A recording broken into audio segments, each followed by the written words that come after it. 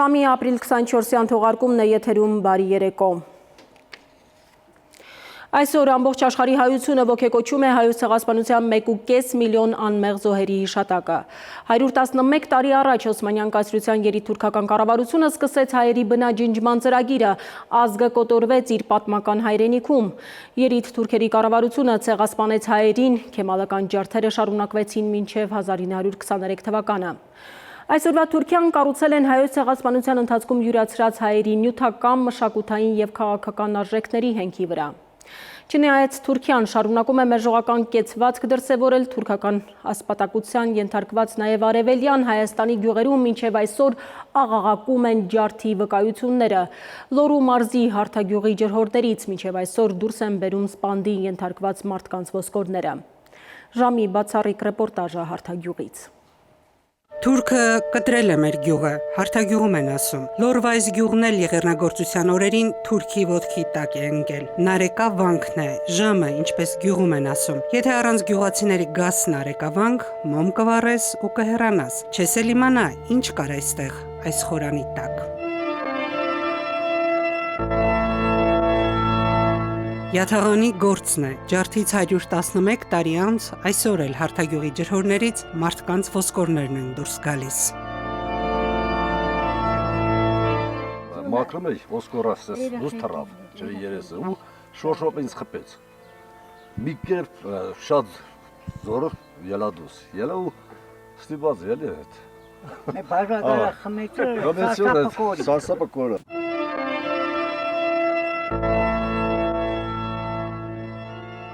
Հայոց մեծ եղեռն, հոլոքոստ, Ռուանդա, համաշխարհային պատմությունը հենց այս 3 ցեղասպանություններն է հիմք ընդունում էթնիկ զտման փաստերը համեմատելու համար։ Ցեղասպանագետները միաբերան են պնդում, դրանք ապացուցված անվիճարկելի պատմական իրողություններ են։ Ու թեպետ աշխարհի խորհրդարաններում Լեմկինի ու բազմաթիվ այլ գիտական հիմնավորումներում է սևով սպիտակին գրված, որ կոտորվել է 1.5 միլիոն հայ, Թուրքիան չի փոխում մերժողական դիրքը։ Հայկական կողմում էլ իդեպ անսպասելիորեն կարծիքներ եղան, թե պետք է պարզել, գտնել անուններն ու ի վերջո հասկանալ, թե հայոց ցեղասպանությունը քանի մարդու կյանք է արժեցել։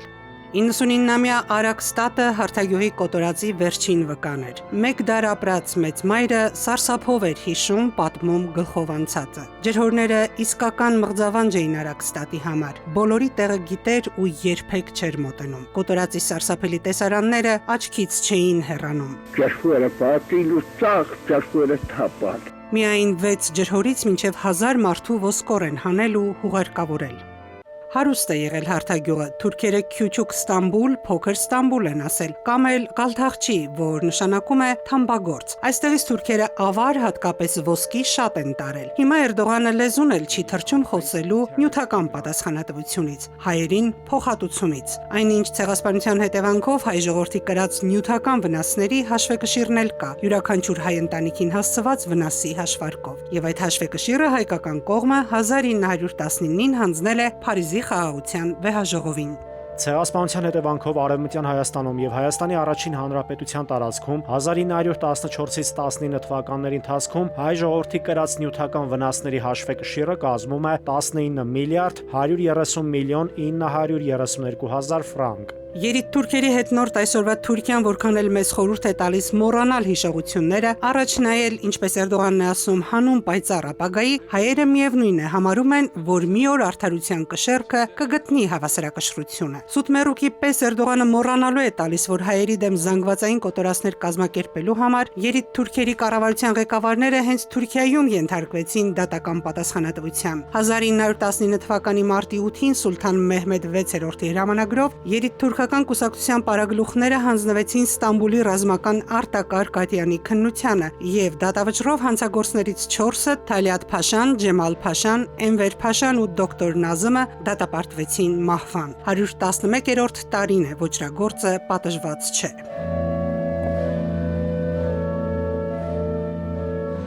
Արաքստատը պատմում էր, թե հրաշքով դիակների տակ թաքնվելով է Թուրքի յաթաղանից փրկվել։ Ցույց էր տալիս գյուղի մարակները, որտեղ թուրքերը փակել են գյուղացիներին ու վառել։ Ջուլեն կաբեցի։ Ես շանտը ջուլեն հետ մի հադամ չդիվավեն դիպալած։ Գալթախչիում թուրքական սպանդի զոհերի գերեզմանները հիմա էլ ջրհորներն են։ Գալթախչեցիները փակել են դրանք սալքարերով ու չեն էլ համարձակվում բացել։ Նարեկավանքի դեմ դիմաց այս բարձր սարն է Գագաթին Սուրբ Հովանես հայտնի մատուռը։ Արաքստատը պատմում էր, որ ջրհորներն ընկնելուց առաջ մեծ ու փոքր հասցրել են դեպի սարը շրջվել, ողորմատ տեր կանչել ու խաչակնքել։ Ծիրանուշ Մուրադյան, ժամը լրատվական հարթագյուղ։ Վաղ առավոտյան Ծիծեռնակաբերդ է այցելել Հայաստանի բարձրագույն ղեկավարությունը, վարչապետ Նիկոլ Փաշինյանը, ազգային ժողովի նախագահ Ալեն Սիմոնյանը, հանրապետության նախագահ Վահագն Խաչատուրյանը հարգանքի տուրք են մատուցել ծաղիկներ խոնարհել անմար գրակի մոտ։ Ավելի վաղ Նիկոլ Փաշինյանը Facebook-ում տեսանյութ է հրապարակել, նշելով, որ Հայաստանի Հանրապետության քաղաքացիների պատգամով իրենք վճռականություն են դրսևորել առավել խորությամբ հասկանալու ժողովրդի անցյալում ապրած եւ բարբերաբար կրկնվող պատմությունը, ապագայում այդ պատմության կրկնությունը թույլ չտալու, մեր այս օրը եւ գալիքը լավը դարձնելու համար։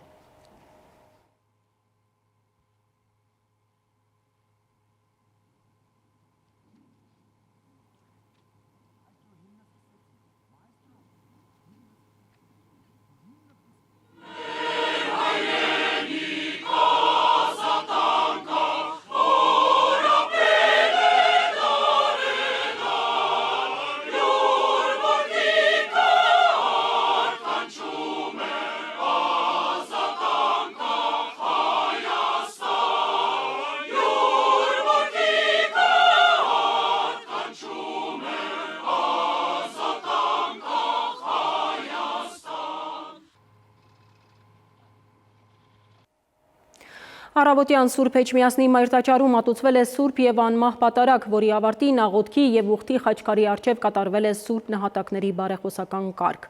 Կեսօրին ամենայն հայոց կաթողիկոսը Մայրաթոռի Սուրբ Էջմիածնի մայաբանների ուղեկցությամբ այցելել է Ծիծեռնակաբերդի հուշահամալիր, այստեղ եւս կատարել Սուրբ նահատակների բարեխոսական կարգ։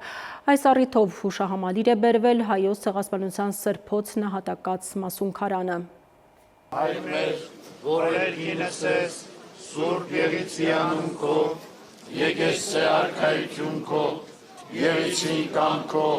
որպես սերգինս եւ երկրի, ըսած մեր հանապազորդ, դուր մեզ այսօր, եւ թող մեզ սպարտիս մեր, որպես եւ մեկ թողունք մերոց սպարտապանած, եւ մի տանիրս մեզի փորձություն, այլ բրգյազ մեզի չարե, Զիկոյ արքայություն և զորություն և պարք հավիտյանս, ամեն։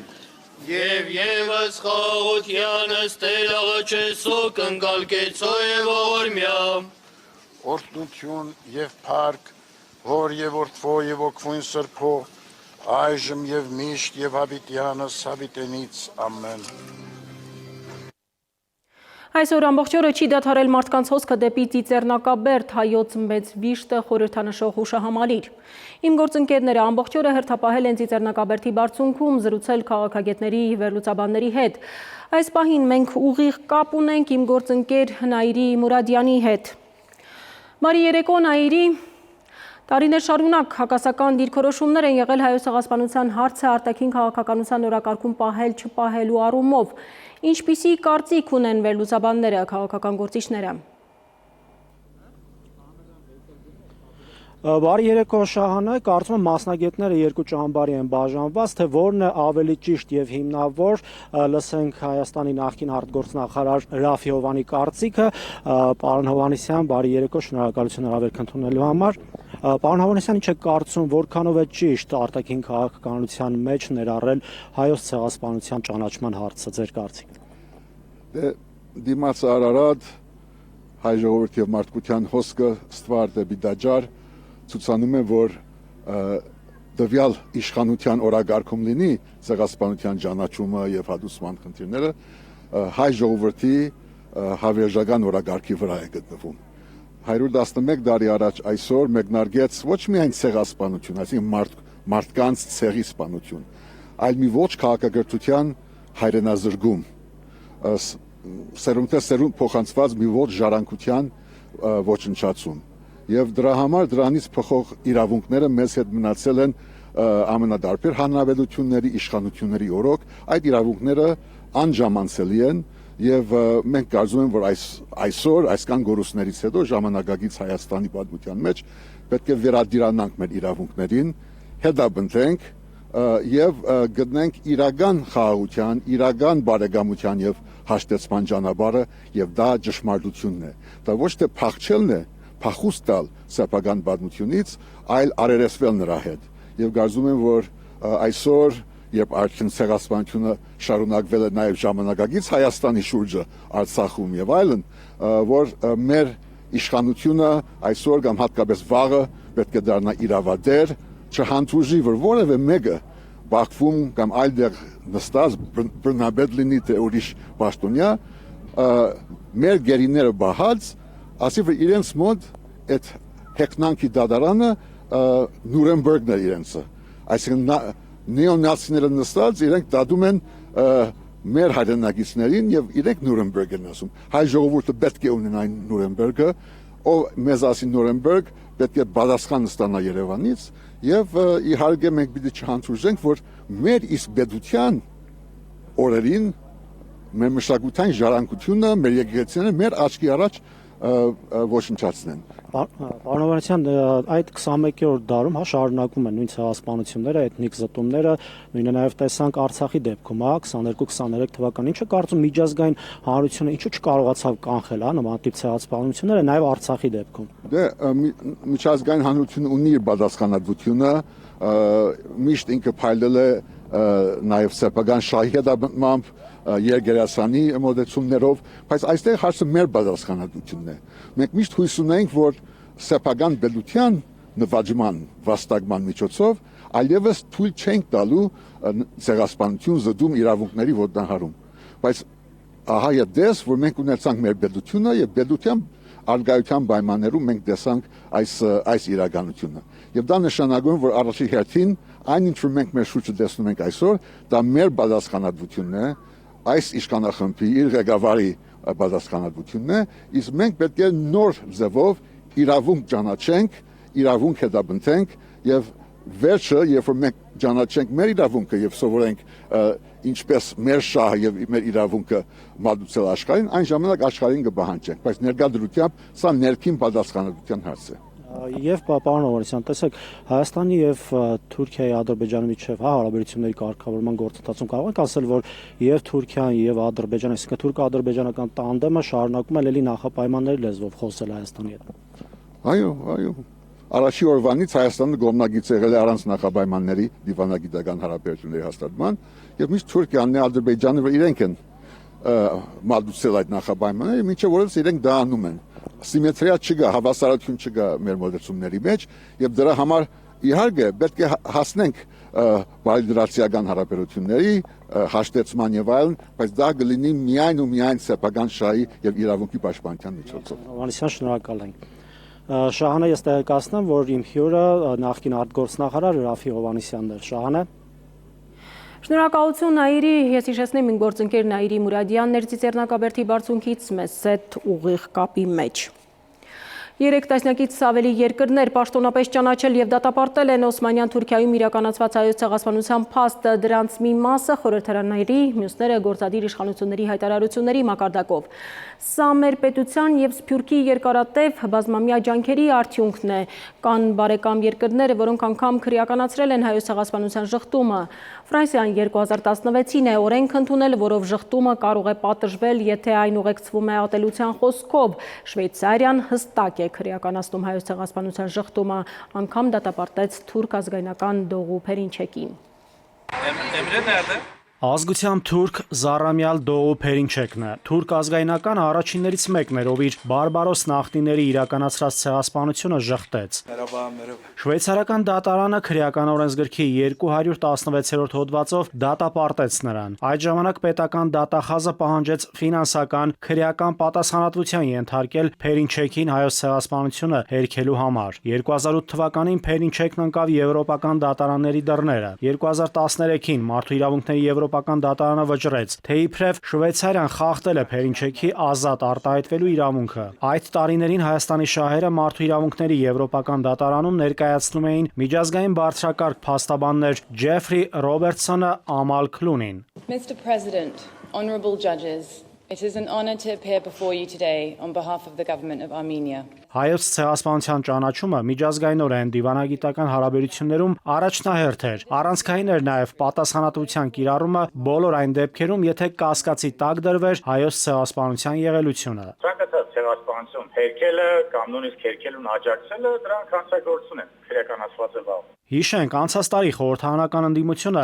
նախագիծ բերեց ազգային ժողով, որի նպատակը ավելի խիստ պատժի կիրառումն էր հայոց ցեղասպանությունը ժխտողների նկատմամբ։ Իշխող ուժը հակառակը պնդում էր եւ մատնանշում արդեն գործող դրույթը, որը քրեականացնում է ցեղասպանության ժխտումը։ Այլ բան, եթե որոշել են խստացնել, միշտ էլ ողջունելի է, որտեղ ցեղասպանությունը դա միջազգային բնույթի հանցագործություն է, կարելի ասել ամենալուրջ տեսակի իրավախախտումն է։ Եթե ուղղակի ոչ թե նյութայիրավական ինքերի փոփոխություն, այլ խստացում, ես օրինակ միայն կողջունեմ նման նախագիծը։ Ֆերիդ Օրհան Փամուկ, չերքեզական ծագմամբ թուրք գրող, հասարակական գործիչ, գրականության Նոբելյան մրցանակակիրը հայտնի է հայոց ցեղասպանության հարցի վերաբերյալ իր քաղաքացիական դիրքորոշմամբ, որը հակասում է թուրքական պաշտոնական կեցվածքին։ Փամուկն այն սակավաթիվ թուրքերից մեկն է, որը կիրառեց ցեղասպանություն բառը եւ իր հայացքների պատճառով ենթարկվեց հալածանքների։ Հապես 300 հոդվածը քրեական օրենսգրքի Թուրքիայի եւ Հրանտ ինքի վերաբերյալ եվրոպական դատանի վճիռը Թուրքիայի ներսում բազմաթիվ դատական ակտեր են եղել, էլի 300 հոդվածի հետ կապված, որ որևէ գիտնական, որևէ հասարակական գործիչ կասկածի տակ է դրել Թուրքիայի պաշտոնական դիրքորոշումը ցեղասպանություն չի եղել եւ դրա համար նրան դատապարտել են։ Սա կոնկրետ ոչ թե ցեղասպանություն հերքելու, այլ պնդելու, որ եղել է ցեղասպանություն։ Ցեղասպանության ժխտումը քրեականացրած երկրում Շվեյցարիայում էր, որ Հայաստանի իշխանության ներկայացուցիչները Շվեյցարիայի համայնքի ներկայացուցիչների հետ հանդիպմանը նման ձևակերպում արեցին, թե պետք է դեռ հասկանալ ինչ է տեղի ունեցել հայոց ցեղասպանության ժամանակ։ Մենք հայոց ցեղասպանության պատմությանն էլ պետք է վերադառնանք, պետք է հասկանանք լավ ինչ է տեղի ունեցել եւ ինչու է տեղի ունեցել։ Ռուսաստանի նախագահ Վլադիմիր Պուտինը վերջերս ստորագրեց օրենք, որը սահմանում է քրեական պատասխանատվություն խորհրդային ժողովրդի ցեղասպանությունը ժխտելու կամ արդարացնելու համար, ինչպես նաև զոհերի հիշատակը վիրավորելու եւ նրանց գերեզմանները պղծելու համար, անկախ այն հանգամանքից դրանք գտնվում են Ռուսաստանում թե դրա սահմաններից դուրս։ Նախատեսվում է մինչև 5 տարի ազատազրկում։ Ռուսաստանում հայոց ցեղասպանության տարբեր հուշարձաններ կան։ Ըստ ցեղասպանագետների, հենց այդ իմաստով, եթե ֆիքսվում է ցեղասպանությունների ժխտման քրեականացումը, ապա դա հենց առաջինը պետք է ասոցացվի եւ վերաբերվի նաեւ հայոց ցեղասպանությանը։ Նաիրի Մուրադյան, ժամը լրատվական։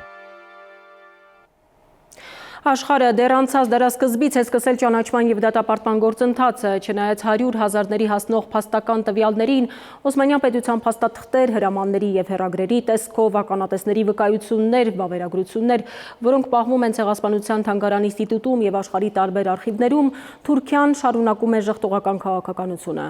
Այսօր Հայաստանը եւս հետ քայլ է անում ճանաչման գործընթացի ճանապարհին հարևանների հետ խաղաղ ապրելու եւ Թուրքիայի հետ դիվանագիտություն վարելու պատրաստականությամբ։ Ես 9 տարեկան էի,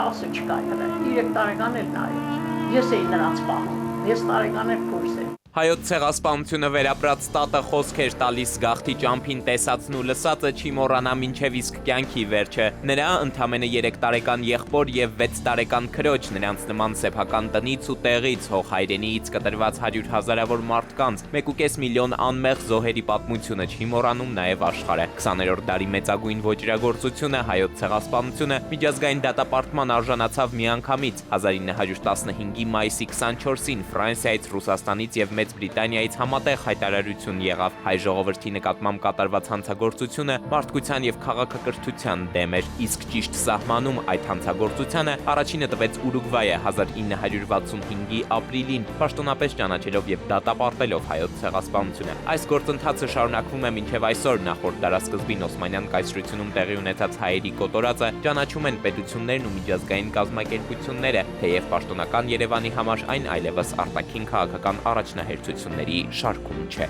Եթե մենք խոսենք քաղաքական իրավաճանաչման մասին, ապա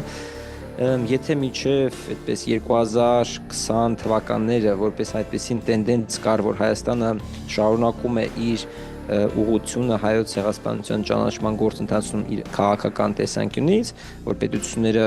իրենց պարլամենտներում, իրենց օրենսդիր մարմիններում համապատասխանաբար ռեզոլյուցիաներով են հանդես գալիս, ապա քանի որ Հայաստանը ներկայությամբ ինչ որ չափով հետքայլ է կատարել այդ ճանաչման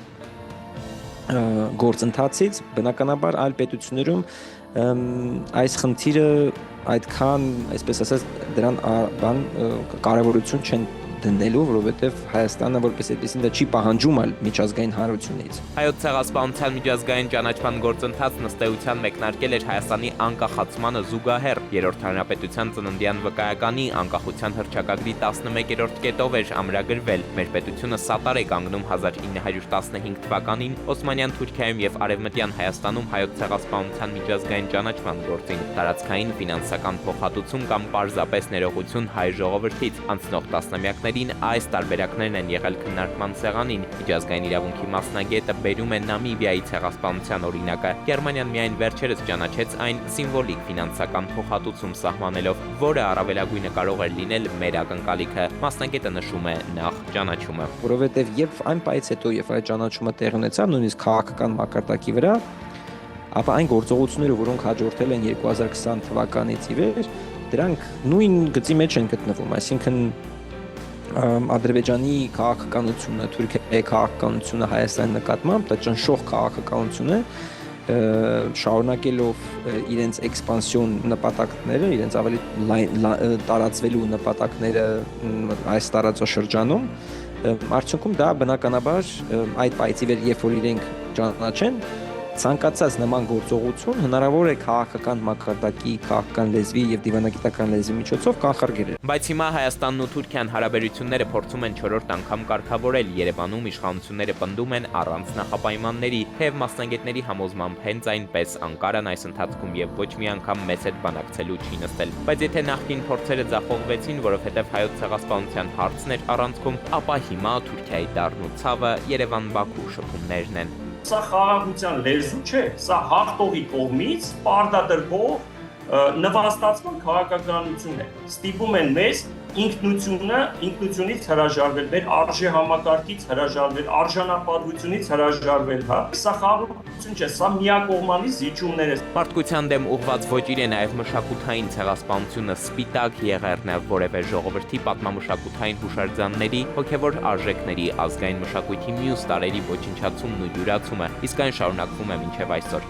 Հայոց ցեղասպանության հիշատակի շաբաթասկզբին լուրը եկավ, Թուրքիի ձեռքը Ստեփանակերտի մայր տաճարին է հասել, ավերել են հիմնահատակ, հավասարեցրել հողին։ Էդուարդ Պողոսյան, ժամը լրատվական։ 20-րդ դարի ամենասարսափելի ողբերգության զոհերին այսօր հիշատակում են աշխարհի տարբեր անկյուններում։ Հայաստանում հիշատակի միջոցառումները ավանդույթի համաձայն մեկնարկել են 3 երեկոյից։ Հանրապետության հրապարակից հազարավոր երիտասարդներ ջահերով երթի են դուրս եկել հասել Ծիծեռնակաբերդի բարձունք պայքարը շարունակելու կարգախոսով։ Մարսելից Մոնրեալ, Ստոկհոլմից Բերլին ոգեկոչման տասնյակ արարողություններ են եղել։ Հիշատակի ուղերձներ են հնչել Մոսկվայից, Փարիզից, Վաշինգտոնից։ Ցեղասպանության հիշատակման օրը նաև արձագանքներ են ստանում աշխարհից։ Ռուսաստանի նախագահն այլատյացության հարցին անդրադառնում։ Հայոց ցեղասպանությունը ցույց տվեց, թե ինչի է հանգեցնում այլատյացությունը։ 111-րդ տարելիցի նվիրված հիշատակի միջոցառումների մասնակիցներին ուղղված իր խոսքում նշել է Վլադիմիր Պուտինը։ Նա ընդգծել է, որ հայոց ցեղասպանության հարցում Ռուսաստանի դիրքորոշումը միշտ եղել է անփոփոխ։ Այսօր մենք խոնարհում ենք մեր գլուխները հայ ժողովրդի ցեղասպանության 100 հազարավոր զոհերի հիշատակի առջև։ Դա 20-րդ դարի ամենասարսափելի ողբերգություններից մեկն է։ Անպաշտպան, անմեղ մարդկանց նկատմամբ դաժան հաշվեհարդարը, ովքեր սպանվեցին, վիրավորվեցին, վտարվեցին իրենց հարազատ քաղաքներից ու գյուղերից, ցնցեց ողջ քաղաքակիրթ աշխարհը։ Իսկ դրա աղետալի հետևանքները համոզիչ կերպով ցույց տվեցին, թե ինչի են հանգեցնում կրոնական թշնամանքի հրահրումը, ազգայնականությունը եւ այլատյացությունը։ Ցեղասպանության հիշատակման օրվա կապակցությամբ ուղերձ եղել նաև Էմանուել Մակրոնը։ Ֆրանսիան ոգեկոչում է 1915 թվականի հայոց ցեղասպանության տարելիցը եւ խոնարհվում է զոհերի հիշատակի առջև, ասել է Ֆրանսիայի նախագահը։ Ֆրանսիան ոգեկոչում է 1915 թվականի հայոց ցեղասպանության տարելիցը եւ խոնարհվում զոհերի հիշատակի առջև։ Սա առիթ է հիշելու, փոխանցելու եւ ընդգծելու այն անքակտելի կապը, որը միավորում է Ֆրանսիան Հայաստանին, իսկ ֆրանսիացիներին հայերին։ Միացյալ Նահանգների նախագահ Թրամփն է ուղերձել հայոց ցեղասպանության 111-րդ տարելիցին չօգտագործելով ցեղասպանություն բառը։ Նա հայերի նկատմամբ իրականացված ոճրագործությունը անվանել է մեծ եղեռն համերաշխություն հայտնելով Միացյալ Նահանգներում եւ ամբողջ աշխարհում բնակվող հայերին։ Կանադայի վարչապետն է հայտարարություն տարածել ոգեկոչելով ցեղասպանության զոհ դարձած անմեղ հայերի հիշատակը։ Ատելությանը դիմակայելու պատասխանատվությունը պատկանում է մեզ բոլորիս եւ այդ պատասխանատվությունը սկսվում է հիշողությունից։ Դրա միջոցով մենք պարտավորվում ենք զգոն լինել, որպեսզի այս վայրագությունները երբեք չկրկնվեն, ասել է Մարկ Քարնին շարունակելով. մենք հարգանքի տուրք ենք մատուցում զոհերին եւ բոլոր նրանց, ովքեր անհավանական տառապանքներ են կրել պատմության այս մութ էջերում։ Թուրքիայի նախագահ Թայիպ Էրդողանը իր ռեպերտուարի մեջ է, մերժողական ու կամայական մեկնաբանությամբ։ Նա Պոլսո հայոց պատրիարքությանն ու Թուրքիայի հայ համայնքին ուղերձ է հղել, որն ընթերցվել է Ստամբուլի հայկական Սուրբ Հակոբ եկեղեցում հայոց ցեղասպանության 111-րդ տարելիցի պատարագի ժամանակ։ Ամեն տարվա պես Էրդողանն այս անգամ էլ ուղերձը սկսել են նույն տողերով նշելով. Այս տարի եւս հարգանքով հիշում եմ առաջին աշխարհամարտի դժվարին պայմաններում զոհված օսմանցի հայերին ու ցավակցություններ եմ հղում նրանց թոռներին։ Ի հեճուկս թուրքերի աշխարհի տարբեր ծագերում ոչ թե առաջին աշխարհամարտն են հիշում այսօր, այլ հայոց ցեղասպանությունը։ Մարսելում Ֆրանսիայի կառավարության ղեկավարը հայտարարել է Հայաստանը վերապրեց, նա կապրի, Ֆրանսիան միշտ նրա կողքին է։ Սեբաստիան Լկորնյուն դատապարտել է ձևակերպելով ցեղասպանություն, մարդկության դեմ հանցագործություն, որը սակայն չի ջնջում ոչ ժողովրդի մեծությունը, ոչ լեզվի, ոչ մշակույթի գեղեցկությունը եւ հատկապես հազարամյակների ողբերգական պատմությունը։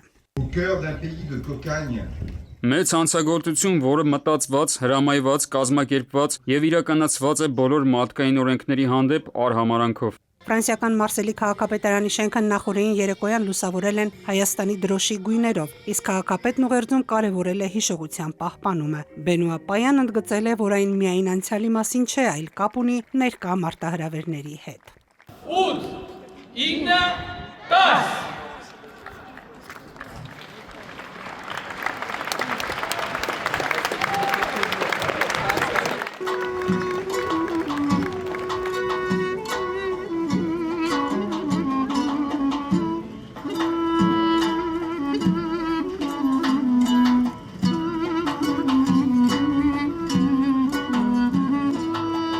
Շվեդիայի խորհրդարանում Ռիքստագում են հիշատակել հայոց ցեղասպանության 111-րդ տարելիցը։ Շվեդիայի խորհրդարանի ներկայացուցիչներ, քաղաքական, մշակութային գործիչներ են հիշել ու խնկարկել ցեղասպանված հայերի հիշատակը։ Բերլինում Սուրբ Հեդվիգ Մայր տաճարի բակում տեղադրված հայկական խաչքարի մոտ է հայոց ցեղասպանության 111-րդ տարելիցին նվիրված հիշատակի արարողությունը եղել։ Բունդեսթագի փոխնախագահ Բոդո Ռամելոն է հայ համայնքի ներկայացուցիչների հետ հարգանքի տուրք մատուցել անմեղ զոհերի հիշատակին։ Սիրանուշ Մուրադյան, ժամը լրատվական։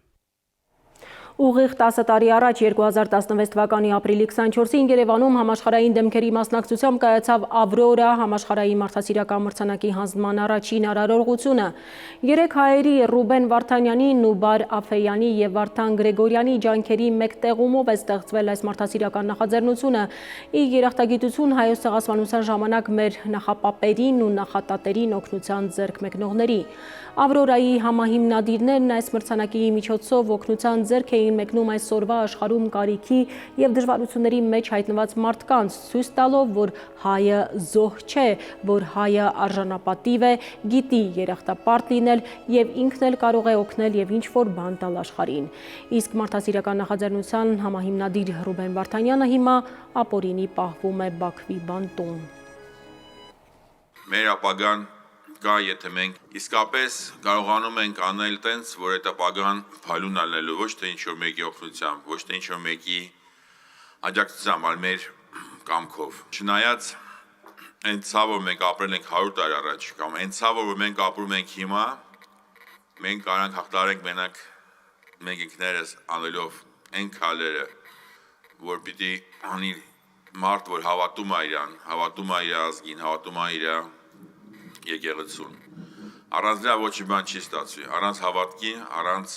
հույսի եւ առանց ինչու ասած նոբարը սերի ոչ մի բան չի ստացվի։ Հայոց ցեղասպանությունը հայ ժողովրդի պատմության ամենաողբերգական էջերից է, որը մինչև այսօր շարունակում է մնալ հասարակական հիշողության եւ գիտական քննարկումների կենտրոնում։ Վերջին շրջանում հատկապես ակտիվացել են տարբեր մեկնաբանությունները կապված այդ ժամանակաշրջանի դիմադրության, ինքնապաշտպանության եւ դրա ազդեցության շուրջ ձևավորված պատկերացումների հետ։ Հակադիր տեսակետներ կան, թե արդյոք հնարավոր էր կանխել ողբերգությունը կամ նվազեցնել դրա ծավալները։ Ինչ դեր ու նշանակություն է ունեցել կազմակերպված դիմադրությունը այդ ճակատագրական ժամանակահատվածում։ Արմեն Նաթալյանի ռեպորտաժը։ Միայն զենքով կա փրկություն։ 1915-ին ցեղասպանության օրերի, շաբաթների եւ ամիսների ընթացքում մեր նախնիները արտահայտության իրավացիության մեջ համոզվեցին գործնականը։ Վերջին շրջանում Հայաստանում ակտիվորեն շրջանառվում է տեսակետ, ըստ որի եթե մենք հայերս կոպիտ ասած խելոք մնայինք եւ չդիմեինք ուժային պայքարի միջոցներին, թուրքերն էլ մեզ ցեղասպանելու հիմքեր չէին ունենա։ Իրականում սակայն ապացուցվեց ճիշտ հակառակը։ Այն վայրերում, որտեղ հայերը զենք վերցրին, թեկուզ եւ փոքրաթիվ զոհերով, բայց դեպի արևելյան Հայաստան նահանջելու հնարավորություն ունեցան։ Բանի հերոսամարտը Զեյթունի, Կիլիկիայում, Մարաշի, Այնթափի դիմադրության շարժման արդյունքում կարողանում են համշենահայերի որոշ խմբեր տեղափոխվել այսօրվա Ռուսաստանի կամ Աբխազիայի որոշ բնակավայրեր։ Բոլոր այս հերոսամարտերի մասին գոնե ինչ-որ բան շատերը հավանաբար լսած կլինեն։ Ցեղասպանության մանրամասների շուրջ քննարկումների ընթացքում հաճախ է հնչում հետևյալ հարցը. ինչու են հայերի պայքարող ուժերն այդքան սակավաթիվ եղել։ Հիմնականում հայերին տալիս են այսպես երկաթուղիների, երկաթգծերի կառուցման եւ այլնի վրա վերջում բնականաբար նրանց ուղղակի սպանում էին անզեն մարդկանց, ովքեր զորակոչվել էին Օսմանյան բանակ։ Այսինքն միջև ցեղասպանությունը թուրքական իշխանությունները ձեռնամուխ են եղել կռվող ձեռքերի ոչնչացմանը։ Մյուս հարցն է ինչու հայ բնակչությունը չէր զինվել միջև 1915-ը։ Իրականում միջև երիտթուրքերի իշխանության գալը հայության մոտ բավականաչափ զինամթերք կար։ Երկրի ղեկին հայտնված երիտթուրքերն էին հայերին առաջարկել որպես կայսրության օրինապաշտ քաղաքացիներ հանձնել զենքերը։ Հայության այդ մի շերտը, որը պայմանական միգուցե անվանեն քաղաքական միամտության կրողներ, սկսեցին հանձնել զենքերը, որպես բարի կամքի դրսևորում։ Վերջին տարիներին Հայաստանում շրջանառության մեջ դրված մյուս նարատիվն այն է, որ հայկական քաղաքական ուժերն էին նաև հայերի կոտորածների պատճառը։ Սակայն պատմագրությունը փաստում է հակառակի մասին։ Հայկական քաղաքական ուժերը հետևանքն էին թուրքական ցեղասպան քաղաքականության։ Այսինքն հենց Աբդուլ Համիդի օրոք սկսված ջահաթերը ստիպեցին, որպեսզի հայկական քաղաքական ուժեր ձևավորվեն։ Առանց այս կազմակերպությունների ձևավորման ուղղակի հնարավոր չէր լինի այն ինքնապաշտպանական, այսպես փառավոր էջերը, որ մենք ունեցանք այս ամբողջ ողբերգության համապատկերում, նույնիսկ դրանք մենք չէինք կարողանա ունենալ, որովհետև դա պահանջում էր կազմակերպվածություն, քաղաքական հասունություն եւ ամենակարևորը զենքին տիրապետելու արվեստ։ Այսինքն ըստ էության հայությունը դիմադրեց այնտեղ, որտեղ կային զենքի ձեռքբերման կամ արտադրության եւ ինքնապաշտպանության կազմակերպիչներ, իսկ կազմակերպիչները սովորաբար հենց քաղաքական ակտիվ դիրքորոշում ունեցող անձինք էին լինում։ Հիմա շատ են ասում այդ պարագայում ինչպես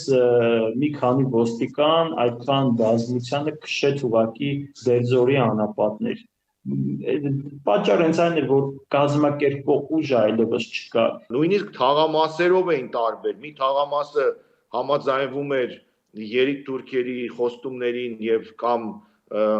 առանց դիմադրելու գնում էր աքսորի, մյուս թաղամասը դիմադրում էր։ Հայաստանում հատկապես վերջին շրջանում ակտիվացած անուղղակիորեն թելադրվող պսևդո-խաղաղասիրական հակամիլիտարիստական նարատիվների շրջանակում պատմական այս իրադարձությունների վերհիշումը առավել քան կարևոր է, քանի որ այսօր մենք կանգնած ենք նույն գոյաբանական մարտահրավերների առջև, ինչ 100 տարի առաջ էր։ Արմեն Նաթալյան, ժամը լրատվական։